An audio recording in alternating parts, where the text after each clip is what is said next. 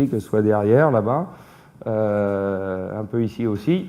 Donc c'est pas toujours évident de parler de ce qu'on a vécu, qu'ils connaissent en partie, avec qui on a pu échanger, mais ça fait partie voilà, du sportif, ça fait partie du dirigeant, parce que dans sa vie professionnelle, ou un autre, il faut délivrer quelque chose, il est face à des gens qu'il connaît et il faut qu'il les surprenne. Et le sportif, c'est pareil, il est devant des juges qu'il voit tous les jours, il va falloir les surprendre. Et là, je suis devant vous, je vais essayer de vous surprendre, je ne sais pas si je vais y arriver, mais en tout cas, je vais vous parler de ma carrière, de ce que j'ai pu vivre, de ce que ça m'a appris, du lien avec l'entreprise, bien sûr. On parlera aussi de ma reconversion et du lien depuis le début de ma carrière, en fait, parce que ma reconversion n'a pas commencé le jour où j'ai arrêté à faire du ski nautique, bien sûr, et puis de la suite, et puis de tout ça. Mais alors avant, parce que j'ai l'habitude, mais là, il y a quand même, je pense, quand même pas mal de gens qui me connaissaient avant de venir aujourd'hui. Bon, il y a quelques jeunes quand même, mais comme j'interviens souvent dans des groupes où il y a plutôt beaucoup de jeunes, on commence toujours par la vidéo, comme ça leur permet de voir qui c'est ce gars-là qui va me parler de quelque chose, voilà, pour savoir un petit peu ce qu'il a fait dans sa carrière. Donc on fait la vidéo, puis après, je commencerai. Par contre, la seule chose, il ne faut pas que je me trompe. A priori, on est pas mal.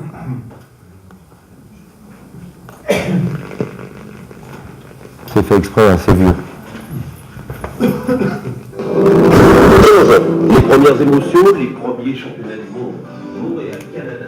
Patrice Martin est parce que j'ai tout de suite cru que je savais nager.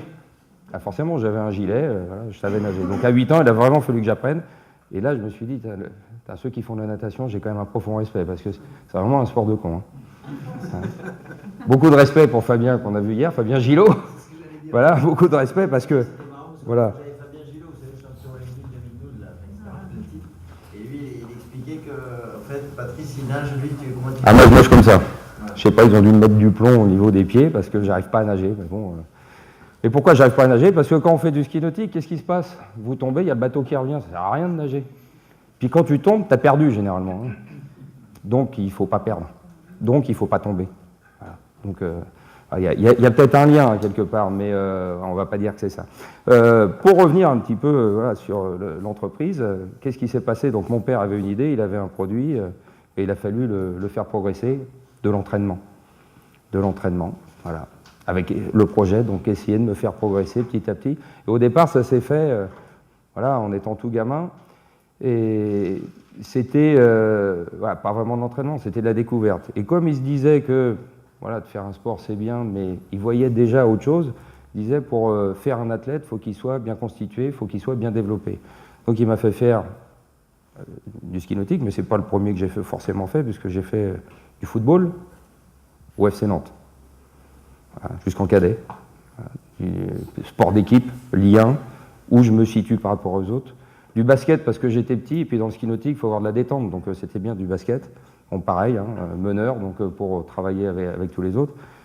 Du judo, parce que c'était son sport de compétiteur loisir, on va dire, des gens qui avaient, on va dire, une aisance financière, parce que c'est une discipline qui n'était pas facile d'accès, qui s'entraînaient un petit peu, et qui se retrouvaient de temps en temps pour faire une compétition, et le champion, c'était pas forcément le meilleur, c'était celui qui tenait debout.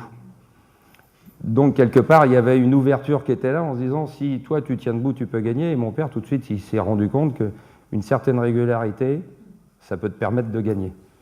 Et c'est ce qu'on a travaillé. Tu arrives à une compétition, il y a quelque chose que tu fais à l'entraînement, tu le fais à la compétition. On ne te demande pas de faire un exploit, on te demande de faire ce que tu sais faire. C'est pas toujours évident, et c'est là où on rejoint un petit peu. Stéphane, dans l'introduction, le disait. On aime bien les collaborateurs qui sont réguliers, qui sont constants, en qui on peut avoir confiance. Les mecs qui font des exploits, c'est bien, mais des fois, ils nous mettent dans la panade. Voilà. Et c'est déjà dans ce travail-là. Et c'est difficile de vous expliquer ça, parce que j'ai été champion quelques reprises, donc on peut penser que ce sont des exploits qui ont été empilés, mais quelque part, c'est une certaine régularité. C'était ça. Et tout de suite, mes premiers résultats, ils ont été là parce que on savait ce qu'on faisait, on savait ce qu'on présentait, et on réalisait ce qui avait été fait à l'entraînement.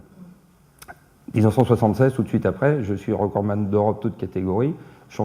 Et cette progression, elle était bien liée à valider des compétences, des qualités techniques, puisque dans le sport, c'est ça, c'est valider des qualités techniques pour pouvoir progresser et passer au niveau supérieur. Mais toujours en prenant en compte qu'à l'entraînement, ce qu'on fait à l'entraînement, c'est ce qu'on doit réaliser à la compétition. Et dans ces collaborateurs, finalement, dans l'entreprise, c'est quoi? C'est exactement ça, c'est qu'on veut avoir des gens en qui on peut avoir confiance, on sait que le jour où on a besoin d'eux, ils vont délivrer quelque chose. Ils vont se préparer, ils vont connaître l'environnement dans lequel ils travaillent, ils vont connaître leur dossier, et on ne va pas leur demander de nous accompagner et de délivrer quelque chose qu'ils ne connaissent pas, ou en tout cas d'avoir une réponse approximative en disant « tiens, on va peut-être tenter quelque chose ». Non, on ne tente rien. Au moment de la compétition, au moment du rendez-vous, au moment de la mise en ligne d'un produit, on le connaît, on connaît ses qualités, on connaît ses plus. S'il y a des moins, on a essayé de les gommer, mais on ne doit pas se faire surprendre après. Quand on se fait surprendre après, c'est très dur de venir corriger les erreurs. Dans le sport, on ne peut pas les corriger, tu as perdu. Peut-être dans le tennis, parce que ça dure un petit peu plus longtemps, peut-être dans le rugby, mais encore, si on n'a pas la bonne stratégie du départ, ça va être pas forcément évident. C'est vrai qu'on parle de coaching gagnant en football, mais quand tu as pris l'eau en première mi-temps, ça devient dur de rattraper. Et dans les sports individuels, c'est fini. Ski nautique fait partie de ces sports, quand vous tombez, c'est fini. Vous avez 2 fois 20 secondes en figure, vous n'avez pas le droit de louper la dernière figure. La dernière figure, c'est le titre. C'est ça le plus dur finalement, c'est que tu es à bout de souffle, et celle-là, il ne faut pas la louper. Et si à l'entraînement, tu n'es pas capable, le jour de la compétition, il ne faut pas arriver. Et là, on revient à ces champions d'un jour, ces gars qui ont fait une perf, et on le voit dans l'équipe, extraordinaire. Donc c'est au-delà de l'ordinaire, mais qui n'est pas ordinaire. C'est des gens qui ont fait un truc une fois, il y en a eu quelques-uns qu'on a vus, notamment des Français, il n'y a pas que les Français, qui ont gagné un titre, parce que ce jour-là, ils étaient prêts, ça arrive de temps en temps, mais ils n'ont pas reproduit derrière. Et ce qu'on a besoin, nous, pour avoir confiance dans une équipe, c'est d'avoir des gens qui vont reproduire régulièrement. Et c'est à quoi mon père m'a préparé. L'entraînement, c'est primordial. C'est ça qui va faire la réussite. La compétition, c'est facile finalement. Et les quelques compétiteurs qui sont là vont le dire. À l'entraînement, on se fait mal. À l'entraînement, on est dur avec soi-même. J'étais pas dur avec moi-même quand j'étais gamin. Comme je n'aimais pas l'eau, que je m'entraînais dans l'eau froide, quand le bateau était cassé, j'étais bien content des fois. J'étais bien content de ne pas aller à l'entraînement. Mais finalement, avec toute ma carrière, avec tout ce que j'ai vécu, mon père m'a appris certaines choses. Et il m'a appris une chose, c'est ça le plus important, c'est qu'il a besoin de te préparer, tu as besoin de te donner pleinement pour réussir l'objectif. Et que tu aimes ou pas finalement ce que tu fais. Moi j'ai appris à aimer le ski nautique avec le temps, parce que voilà, quand on n'aime pas l'eau, c'est pas facile. J'ai appris à aimer le ski nautique, parce que le ski nautique m'a tellement donné de choses sur l'ensemble de ma carrière, tous les endroits où je suis allé, les gens que j'ai rencontrés, c'est ça qui m'a permis de pouvoir évoluer et de pouvoir être là devant vous aujourd'hui. Je suis un autodidacte complet, à part le sport, je ne vais pas dire que j'ai rien appris, le sport m'a beaucoup appris. J'ai fait un petit peu d'études, passé un bac, j'ai fait une année de médecine, comme beaucoup de gens, quand on n'est pas trop mauvais à l'école, une année de médecine, une année de kiné, puis après je suis vite rentré dans le monde professionnel parce que, à un moment ou à un autre, j'ai fait le choix de pouvoir continuer ma carrière, mais en même temps de pouvoir travailler. Donc très important de savoir ce qu'on fait, de bien le préparer et d'avoir des objectifs. Alors ces objectifs, ils se situent comment? Bien sûr avec des compétitions. On a les mini-objectifs, les objectifs intermédiaires, les objectifs normaux, puis les macros-objectifs. Alors dans le sport, ça va de la compétition, on va dire du mensuel, jusqu'à l'intersaison, enfin la demi-saison, la saison complète, et puis faire des choix. Quel est l'objectif principal qu'il ne faut pas louper? Et les objectifs intermédiaires, ils doivent nous permettre de mettre un curseur. Ce qui est important de savoir, c'est pas parce qu'on a réussi le premier objectif intermédiaire que c'est bon, on est en avance, on peut se reposer. Généralement, le sportif, lui, il va se dire « t'as vu, je suis bien, là, ça va. Là, je peux me reposer un petit peu. » Là, il faut que l'entraîneur, donc le dirigeant, le N+1, le N+2, ils mettent en alerte.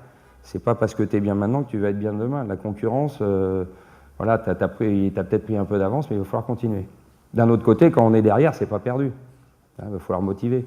Donc là, on est sur un échec à un autre parce qu'on n'a pas rempli les conditions. Qu'est-ce qu'on fait?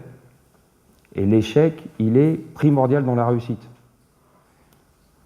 J'essaye de réfléchir. Est-ce que non, j'ai loupé quelque chose dans ma carrière? Non? J'ai loupé quelque chose? Vous avez l'impression ou pas que j'ai loupé quelque chose? Pas trop, hein? Ouais, une fois. Ah, c'est pas mal, déjà une fois. Non, j'en ai loupé beaucoup. Mais l'important, c'est qu'à la fin, on a l'impression que j'ai rien loupé. Ah oui, parce que c'est ça à la fin, c'est ça qui est important. C'est que l'objectif, c'est d'avoir réussi. Mais il a bien fallu en louper quelques-uns. Et ceux que j'ai pu louper, et le plus important que j'ai loupé, c'est mon 2e championnat du monde. Parce que comme tout le monde, quand tu es champion du monde la première fois, donc j'avais 15 ans, je me suis dit, putain, je suis le roi du monde, je suis le meilleur. Voilà, prochain championnat du monde, c'est bon, je sais ce que je vais faire. J'ai pris la grosse tête. Bah, comme ça, voilà, c'est normal parce que tu te dis, c'est bon, je sais, 2e championnat du monde. Alors, c'était mon pire des championnats du monde que j'ai fait. En 81, je suis revenu avec une médaille d'argent. Et c'était le pire. Hein. Tous les autres, je suis revenu avec une médaille d'or, donc ça va. Je n'ai pas trop loupé. Mais ça a été un déclic. Ça a été un déclic parce que je me suis rendu compte ce jour-là que, oui, je m'étais blessé. Donc ça, c'est la bonne excuse. Hein. Je m'étais blessé, mais je m'étais pas bien entraîné. Je m'étais grisé à faire autre chose que ce que je devais faire.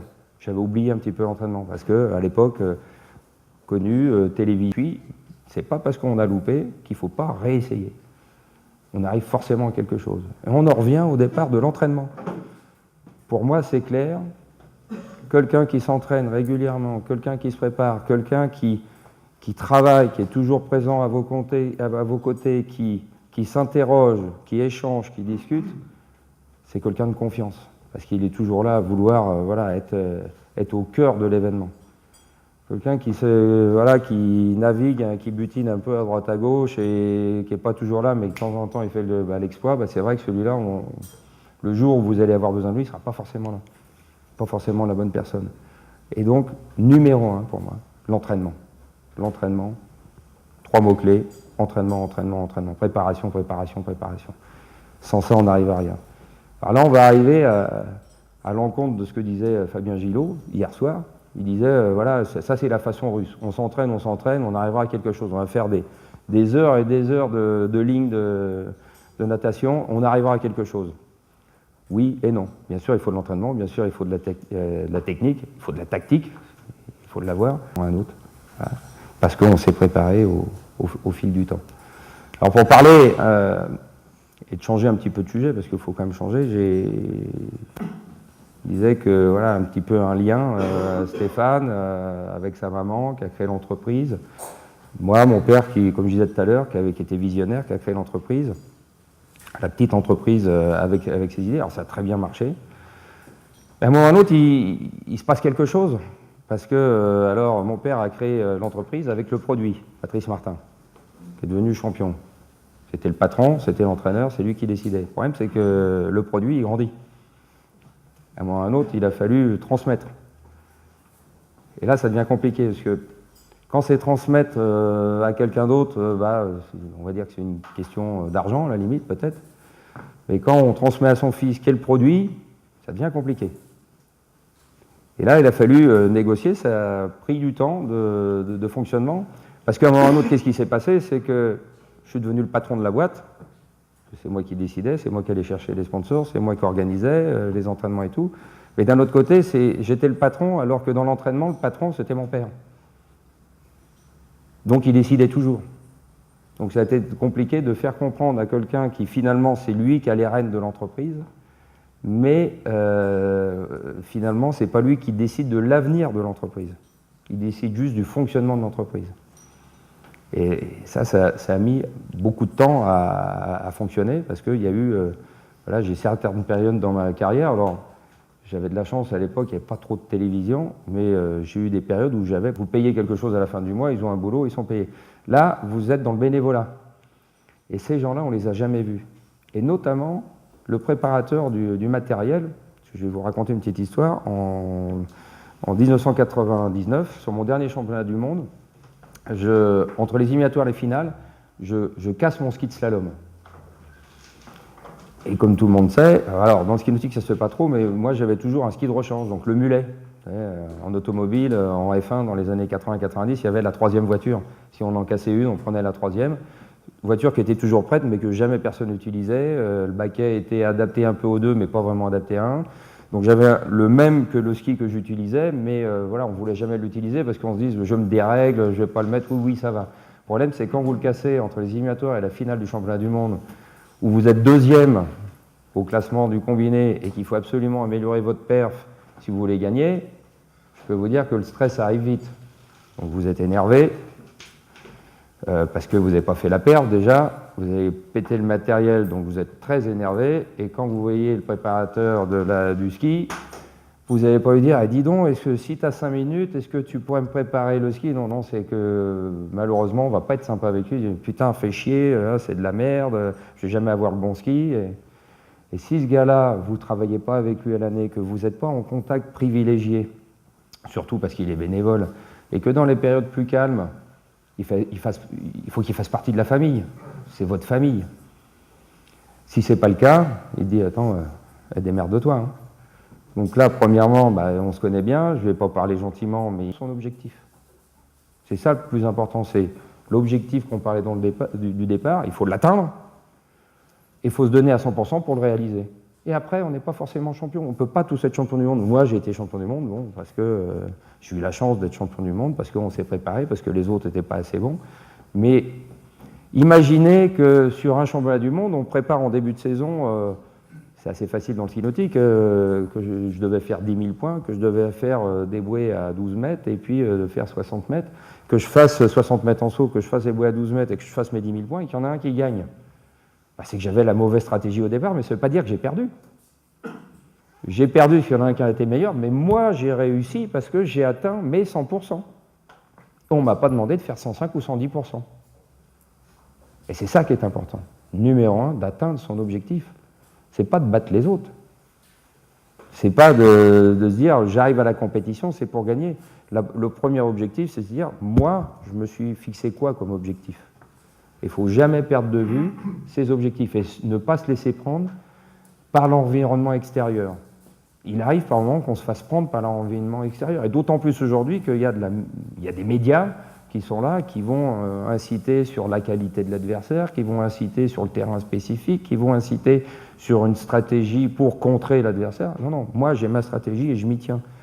Je vais au bout, je vais mourir, mais avec mes idées.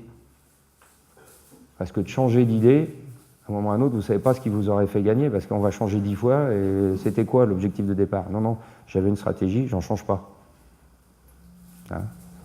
Sauf si c'est une crise extraordinaire, à un moment ou à un autre, c'est vrai qu'il faut savoir, mais au départ, si on s'est bien préparé, on connaît bien l'environnement et qu'on a bien étudié tout, normalement, notre stratégie, elle doit tenir jusqu'au bout.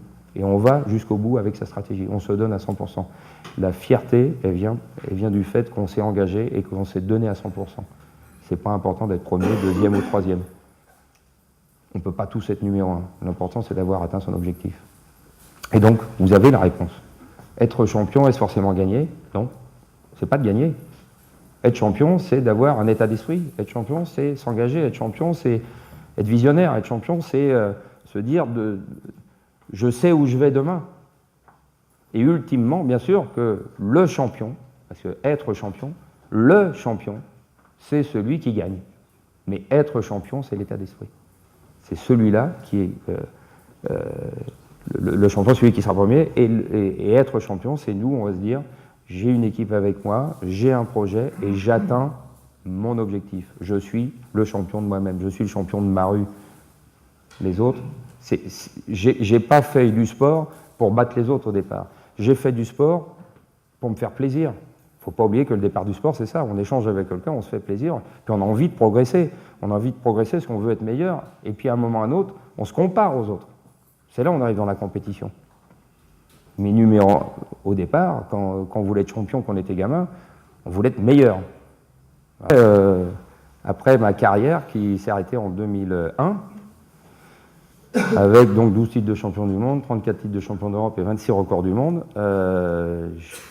j'ai transformé, on va dire, l'essai du champion en... Alors, la reconversion, elle a commencé très jeune, finalement, parce que j'ai travaillé dans une banque, à la Banque de France, pendant 20 ans, contrat de sportif de haut niveau, donc je travaillais 6 mois sur 12, ce qui m'a permis de me libérer psychologiquement et intellectuellement en me disant « Demain, il peut m'arriver n'importe quoi, j'ai un boulot.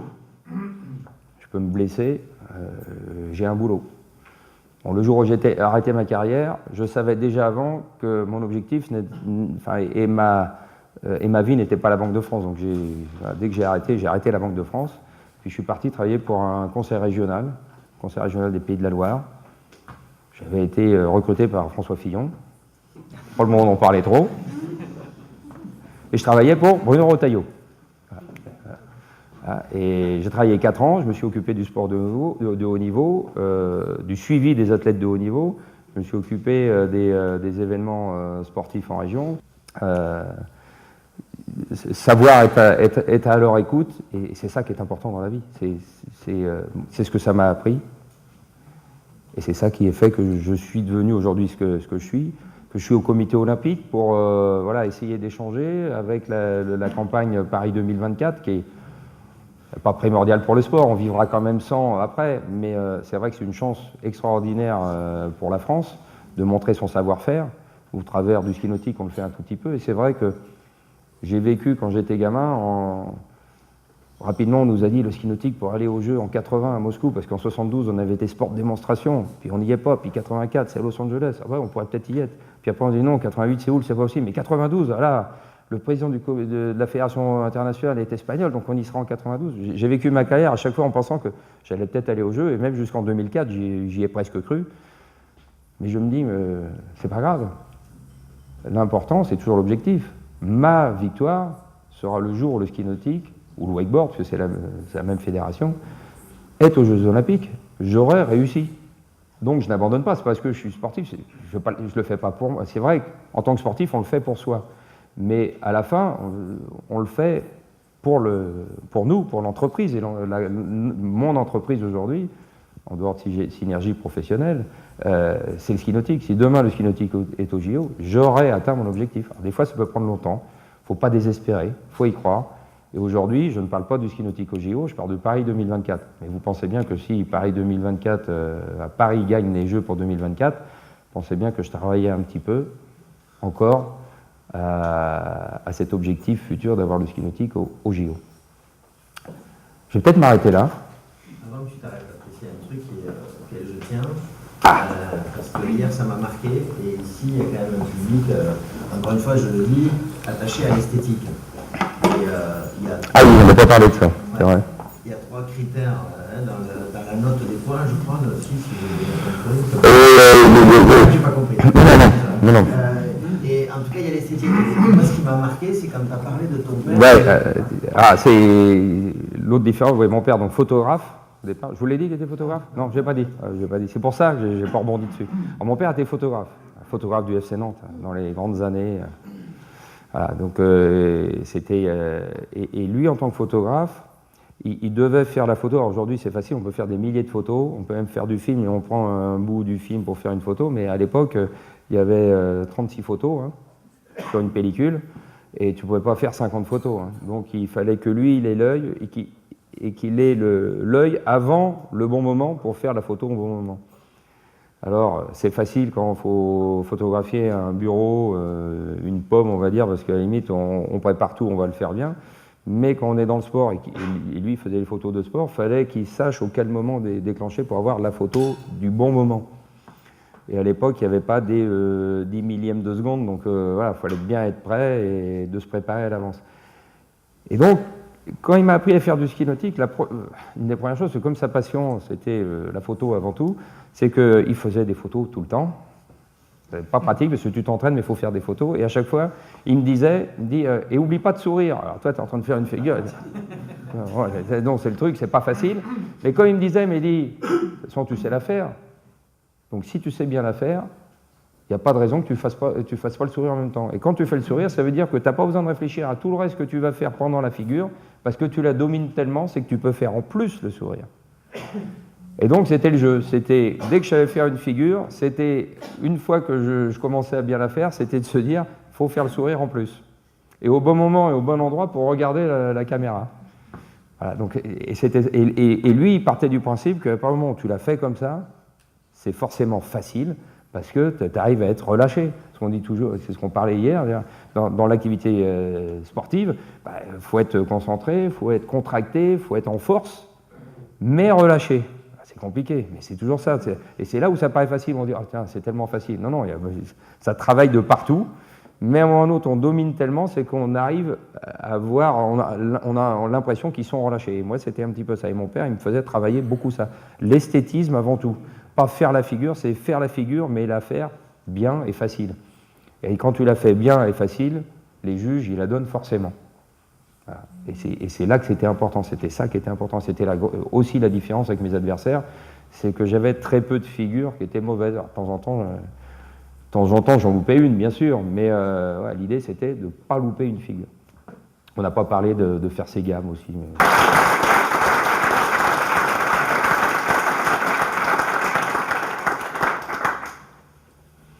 Il ne faut pas hésiter, il n'y a pas de questions bêtes. J'ai une question. Moi, j'aimerais bien comprendre un peu mieux votre engagement au début de votre entreprise. Votre entreprise, parce qu'on a l'impression que vos objectifs, ce n'est pas les vôtres, c'est ce que votre père. La vision, c'est celle de votre père, la stratégie, etc. Donc, quels étaient vos objectifs à vous? Ce qui a fait votre engagement dès le début? J'étais un outil de l'entreprise. J'étais le produit de l'entreprise. Le créateur d'entreprise, c'est mon père. C'est ce que j'ai dit. Hein. Créateur, visionnaire, créateur, c'est mon père. Si on peut schématiser, c'était pas ça, mais en gros, si on doit refaire le lien avec l'entreprise, il a un produit, il veut que ce produit se développe et soit connu, lui, il a ses objectifs. Moi, je suis gamin, je réalise, quoi. Hein. On me dit, fais ci, fais ça, tourne, je tourne. En fait, et comme je disais au départ, il me faisait travailler, mais il me faisait m'amuser. C'était, faut être pédagogue, hein, faut que ce soit ludique. Un gamin de 6-7 ans, si on dit tu vas bosser 3 heures, il ne va pas le faire. Par contre, s'amuser 3 heures, il va le faire. Donc lui, dans le projet de développement et de réalisation de l'entreprise et du produit, il m'a fait travailler à sa façon. Et moi, en tant que gamin, c'est vrai que je n'ai pas réfléchi à ce que je faisais. Hein. Je n'avais pas l'impression que j'allais être champion de quoi que ce soit. Hein. Sauf que... c'est venu assez tard. Moi, c'est venu à 18 ans, bien sûr, on veut être le chef. Moi, j'ai vite compris que j'étais pas le chef. Hein, voilà. Ça a été clair tout de suite. Mais vers 24-25 ans, il y a déjà eu, on va dire, un peu de partage. Et moi, c'était plutôt à 30 ans qu'à un autre. Moi, je me suis marié à 30 ans. Donc là, ça a été, 29-30 ans, ça a été la cassure où ça s'est... colmaté à la hauteur de ce que je voulais. Et j'ai arrêté, j'ai été champion du monde, recordman du monde, j'avais tous les titres planétaires ou importants, Master américain, US Open. Mais l'année d'avant, je m'étais blessé, et 3 ans avant, je m'étais blessé, puis des blessures qui devenaient de plus en plus graves, notamment une qui était liée à une vieille blessure de 20 ans avant. Et là, je me suis dit, et c'était de plus en plus dur de revenir à un bon niveau, c'était long, et sans l'assurance de revenir au même niveau. Et la blessure que j'ai eue en 2000, je me suis dit, alors j'en ai une en 98, je me suis cassé la jambe, et une autre en 2000, et là je me suis dit, il faut que tu arrêtes. Alors que toute ma carrière, j'ai pas les interviews là, mais toute ma carrière, j'ai toujours dit, un sportif fera toujours l'année de trop. Parce que quelque part, on se rend compte qu'on est plus bon au moment où on est déjà plus bon. Il ne faut pas s'en rendre compte à l'avance. Et c'est vrai que j'ai arrêté finalement au top parce que je me suis dit, ça va m'arriver. Et je ne veux pas que ça m'arrive. Moi, je suis un compétiteur. Hein. Je ne suis pas un sportif. Moi, je suis un compétiteur. Moi, je veux gagner. Je veux être le premier. Donc là, ça, je reconnais bien ça. Dès que je fais un truc, j'accepte maintenant, ça, parce que là, j'ai passé un certain âge. Donc il me double. Moi, j'en ai fait. Vas-y. Hein? Ouais, non. Non, je ne suis pas jaloux parce que je pense que je suis plus heureux qu'elle. Voilà. Non, mais je pense que je suis plus heureux qu'elle parce que je pense qu'à un moment, tu as la frustration de ne pas avoir fait plus et puis tu n'arrives plus à le faire et tu voudrais parce que tu sais que tu pouvais. Comme tu es compétiteur, donc tu ne te laisses pas faire. Donc tu dis, je vais leur montrer, mais le problème c'est que tu n'as pas d'entraînement, donc au bout d'un moment, tu fais des fautes d'inattention. Et ce que j'ai fait, c'est une faute d'inattention, quelque chose que j'aurais jamais fait en pleine carrière parce que j'aurais réagi plus vite. Et là, je me suis fait surprendre et donc j'ai pris la mauvaise décision. Ouais, sauf le problème, c'est que ça engendre une grosse blessure derrière et puis un handicap. Et au coup de chance, je suis gaucher et pas droitier, mais ça n'empêche que je me suis rendu compte que j'utilisais aussi beaucoup ma main droite. Parce que j'ai une main de précision puis une main de force. Peut-être on s'en rend pas compte comme ça, mais après je me suis rendu compte que la main de force, je l'avais plus, quoi. Mais c'est tout à fait ça. Quand à un moment ou à un autre, tu peux faire en loisir, mais tu le fais tout seul. Tu vas pas faire en loisir avec des gens qui te provoquent. C'est pas méchant, hein, mais si tu es compétiteur, à un moment ou à un autre, il faut connaître ses limites, c'est dire non. Et voilà, et c'est difficile. Moi, s'il y a quelqu'un qui me dit on y va, maintenant je sais dire non. À cette époque-là, j'avais pas su et j'ai pris cher. Okay. Pas grave. Voilà. Et c'est voilà, leur donner la passion de faire quelque chose. Ils ont vécu un moment extraordinaire et des fois ils étaient même plus motivés que moi parce que ça faisait partie de leur vie en fait. Mais voilà, il faut consacrer du temps à ces gens qui sont des gens de l'ombre, d'autant plus bénévoles, mais même des gens qui sont salariés, consacrer du temps à des gens qui sont dans le back-office, qui font du travail de l'ombre dans les périodes calmes. Il n'y en a pas beaucoup, mais c'est vrai que dans ces périodes calmes, il faut savoir être avec eux, les accompagner. Voilà, dans l'entreprise dans laquelle je travaille, de temps en temps, 2-3 fois par an, on a un petit dîner, un petit truc, on échange. Parce que le reste du temps, c'est forcément, on court toujours aujourd'hui avec Internet, avec Twitter, avec Facebook, avec les infos, les mails et tout, on est à 300%.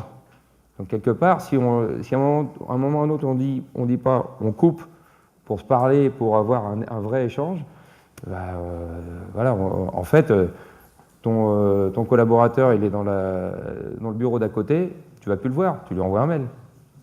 C'est ça, c'est à un moment ou à un autre, c'est pas oublier, c'est que le contact humain, la relation humaine, il ne faut pas l'oublier.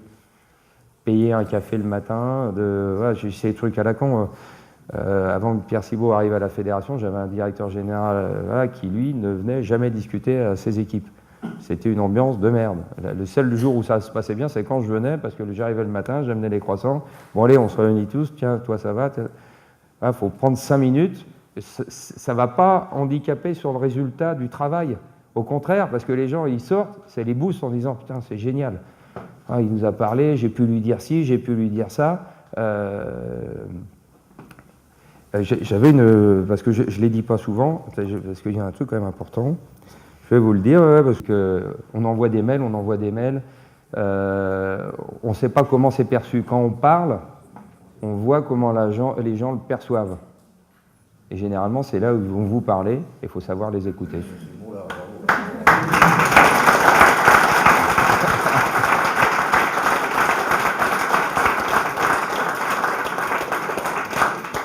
Alors, Patrice, moi, juste ma vision du truc, j'ai envie de le dire parce que c'est un petit peu un cadeau d'anniversaire qu'on s'est fait là.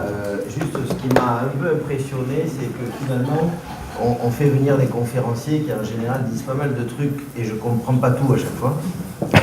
Et là, j'ai tout compris. Alors, donc ça veut dire que pour moi, ça, tu m'as un peu rassuré. Tu dis que je suis capable d'écouter une conférence du début jusqu'à la fin. Et ce qui m'a plu, puisque hier soir, on a passé un peu de temps, et là, je viens de te redécouvrir pareil, tu parlais de régularité. T'es le même qu'hier soir, quoi. Et bon, à la télé, ça se voyait pas, puisque là, par contre, tu parlais pas.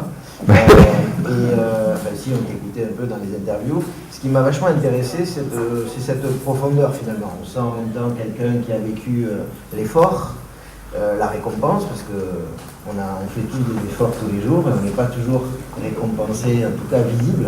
Si tant est qu'être visible, ce soit une bonne chose pour l'homme, on n'en sait rien, et toi tu le sais plus que nous.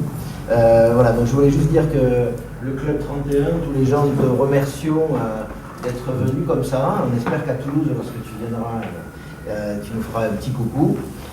Et on espère aussi que tu arriveras à ton objectif, si j'ai bien compris, c'est celui d'inscrire le ski nautique aux Jeux Olympiques. Donc si jamais ça nous arrive, on aura tous un petit souvenir d'ici, parce que ça fait aussi partie des valeurs, les souvenirs, des moments partagés avec les gens qu'on aime ou qu'on ne voit pas assez souvent. Donc merci à tous ceux qui sont venus aujourd'hui. Je leur fais un coup, je les embrasse et je vous souhaite un bon appétit parmi nous.